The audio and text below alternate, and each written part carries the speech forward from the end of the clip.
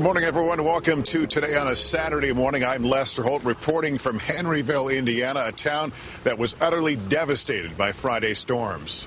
And I'm Amy Robach here inside Studio 1A, and here's what we know right now. At least 31 people are dead, 14 confirmed in Indiana, 14 in Kentucky, and 3 in Ohio, and that number is expected to rise today. Authorities say it's difficult to determine how many people are missing as searchers struggle with the lack of electricity in many areas. More than 85 tornadoes were reported on Friday. It was the second time in a week that storms swept across parts of the nation's midsection. 10 states were under some kind of weather threat. The hardest hit areas are in southern Indiana, Kentucky, Ohio, Tennessee, and northern Alabama. Now, in terms of size, this storm system was enormous. We watched it building all day. It stretched from the Gulf Coast to the Great Lakes. It was so wide that an estimated 34 million people were at risk for severe weather. That's according to the National Weather Service, Amy. And Lester, you were just in Harrisburg, Illinois, and I know you arrived in Henryville about an hour ago. Can you describe where you are and what you've seen? We're about 30 minutes or so from Louisville, Kentucky, and like so many of these tornado scenes, it just happens upon you. You're driving, everything looks normal, and then suddenly you realize there's no that the trees are all level, the buildings are down. This is the Henryville Junior-Senior High School. The left side is actually the elementary school. That part was built only about a year ago to tornado standards. You see these buses here in the parking lot? What they had done was, realizing storms were approaching, they emptied out the school. They shut school down early and sent the kids home. There was no tornado warning at that point, but they knew bad weather was on the way. A lot of kids got on the buses. As the buses left, the drivers in some cases saw the wall, the storm itself coming, and decided to bring the kids back and got them inside to safety. And you can see what's left of the bus. And we'll tell you more of that story a bit later on. But of course, this is one town among many in several states hit by that onslaught of storms that marched the midsection yesterday. NBC's Tom Costello is in Chelsea, Indiana. He's got more from there. Tom, good morning. Hi, Lester. Good morning to you. And by point of reference, we're also about 30 miles or so north of Louisville, right up State Highway 62. This was a gentleman's shed, a family's shed. Back there is their home, but that's not where the home used to be. It used to be about 100 yards that way, behind the cameraman. What happened is the mother and the daughter were gone yesterday afternoon. The husband was here alone. He saw this massive storm coming, estimates of 150-mile-per-hour winds, maybe an EF4. He saw this thing coming and realized he could not possibly survive it by staying here. Got in his truck and he started driving. He managed to get away. Unfortunately, 3 family members just across the road, they were not so lucky. This is all that's left of Henryville High School. This Indiana town, about 20 miles north of Louisville, Kentucky, saw some of the worst of it as a string of powerful storms ripped a path of destruction from northern Alabama to southern Indiana. The kids got out of the school only 15 minutes before the winds ripped it apart. We got on the buses and we started heading to my house, and the tornado was following us. Luckily, this woman was so generous to let us stay in her basement. The Clark County Sheriff's Office describes Marysville, 10 miles east of Henryville, as, quote, completely gone. This is what the supercell storm looked like after flattening Harvest, Alabama.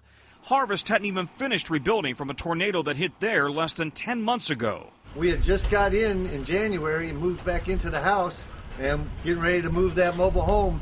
It picked it up, turned it around, and slammed it into the house. West Liberty, Kentucky didn't even have that much time to recover. This is the second deadly storm to hit the town in just 48 hours. In the thick of the storm, hail pelted cars, coming down so furiously that they had to pull off the road. Power lines and trees are down everywhere, blocking roads and trapping victims of the storms in the middle of the wreckage and keeping rescuers out. For people in this part of the country, it's hard to imagine that so much could be lost and so much damage could be done in just a few short hours. It's hard. It's just hard on everybody. Everything's gone. You know, everything's just gone.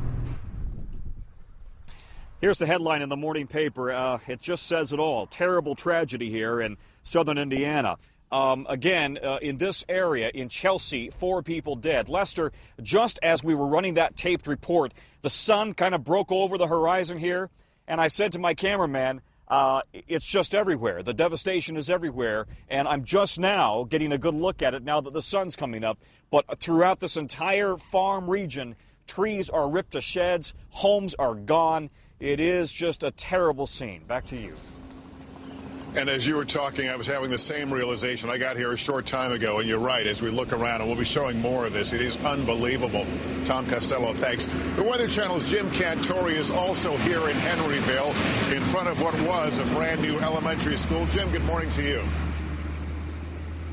Yeah, good morning, Lester. It's hard to believe the same devastation that you or Tom are looking at may stretch for 80 miles. This is very similar to the types of tornadoes that we had back on April 27th of last year, and Mother Nature decided to start in March this year. Look at this. You can see this house behind me here. This one pushed about 50 yards, just torn right off its foundation, completely ripped in through here, and there is just debris everywhere, especially trees, pieces of homes. And here's the elementary school that you guys are all talking about. You can see these classrooms just ripped apart here. This isn't wood. I mean, we've got brick here. We've got metal framing that's just twisted like licorice. 30 minutes before this tornado, there were kids in that classroom. And you can't even imagine what that must have been like, certainly for the ones that were taking refuge in the school down below as the tornado ripped the top of this school off. Either way, this is still very much a breaking story.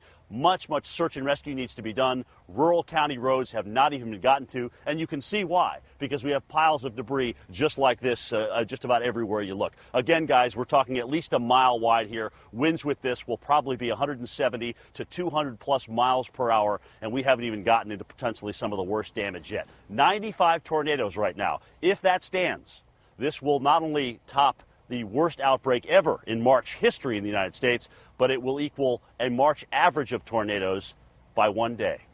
Back to you. It could be.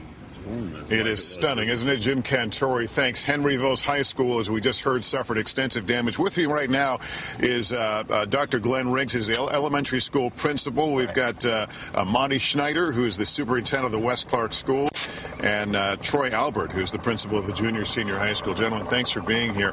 Let me start off with you, Mr. Schneider. You knew that bad weather was coming. At what point did you order the kids out of school?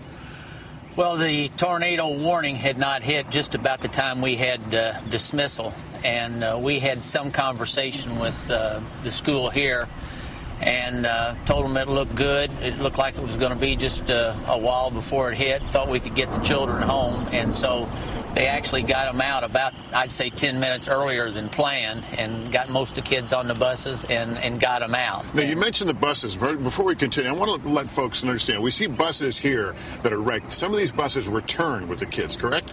Yes.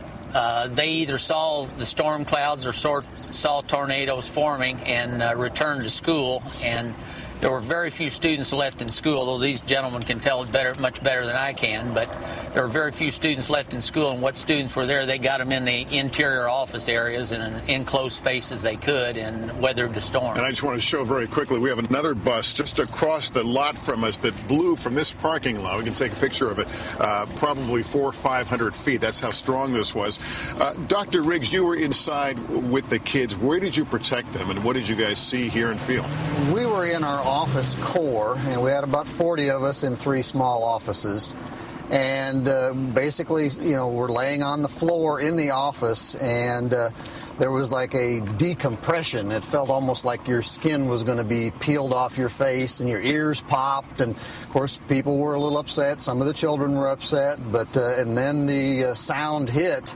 And that was when the tornado hit the building, and it was just crash, bang, break, everything you could imagine. You knew the school was breaking up around you. We knew the school was going up around us, and then the ceilings began to kind of fall apart, and it was like a dust in there for probably about a minute, and then it did stop, and we knew at that point, praise God, we were fine. And Troy, you were in another part of the school with another group of students. How were you guys doing? Well, we were in the same situation, but it seemed to be a little bit more calm just because they were listening and following instruction. we had the 11 students that were on the bus that is in the building over here. The bus that we see embedded in a building, you had kids. There was 11 students that I held the door open and got them inside with their bus driver. The bus driver did an excellent job of getting them there. And basically what we did was go into our storm situation, and we had guests in the building and other workers, and we got everybody secured. And then I made a all call to the staff. If there's any staff in the building, you need to get to the safe area now. Well, any injuries among the kids or staff? None. Everyone's safe, not an injury, one. I can only imagine the scene afterwards. Frightened children, parents wanting to get to their kids. How did you get them all reunited? Basically, we moved all the children to the community center after there was a second round of large hail. We had baseball-sized hail that came, which was very interesting on what was left of the roof also as far as sound. But after that came through, then we went down to the local community center where we were able to reunite parents and children. We had a lot of kids that would have been here late anyway from daycare facility that we have here on campus also. Well, I know a lot of students and parents are grateful for what you did, and we're glad you're all safe. Thank you. Thanks for sharing this. Thanks for sharing the story with us, Amy. Amazing stories like this. We're going to be hearing a lot more, certainly as we continue throughout the day. All right, Lester, thanks so much. And unfortunately, the damage continues for many residents in Harvest, Alabama. Friday's storm is a terrible case of deja vu. Nearly 1 year ago, the town was ripped apart by a strong tornado. Friday's storm damaged nearly 200 homes. The Weather Channel's Mike Seidel is there this morning. Good morning, Mike. And good morning, Amy. A big difference this time around. It was a much weaker tornado, and the Huntsville Times pretty much says it all on the front page this morning. Damage, but no deaths in tornado aftermath. They're thanking their lucky stars. Only 7 injuries, and those folks are all out of the hospital home, and they're going to be okay. No fatalities. Yes, last year on April 27th, an EF5 with winds of 200 miles or higher came through this area, as Amy mentioned, destroyed the town. There was a mobile home here last year. It was blown to smithereens. They just left the debris back there. It was still sitting there. And then yesterday morning, the first tornado of the almost 100 preliminary counted so far yesterday touched down here and blew the other mobile home the owner had put back on the same foundation away, and it's back wrapped around the tree. Take a look at the home over here. Talk to the owner, Kevin Moss. He had just finished his home, got it reconstructed from last year's tornado, and now part of the siding has been ripped off. Also, his circuit breaker box, so he's thinking the power won't be back on for a while. Big difference this year also is the fact that this tornado was an EF2 on the Fujita scale, winds estimated at 125 miles an hour. It was on the ground for about 14 miles and for 19 minutes. 2 tornadoes in this area were about 15 miles north of Huntsville, Alabama. So all in all, Alabama did very, very well in this outbreak compared to last April 27th. And Amy, this morning, they're happy to feel the cool weather. Temperatures around 40. It's going to be a sunny weekend for the cleanup here in northern Alabama. Back to you. Mike Seidel, thank you. So many stories out there.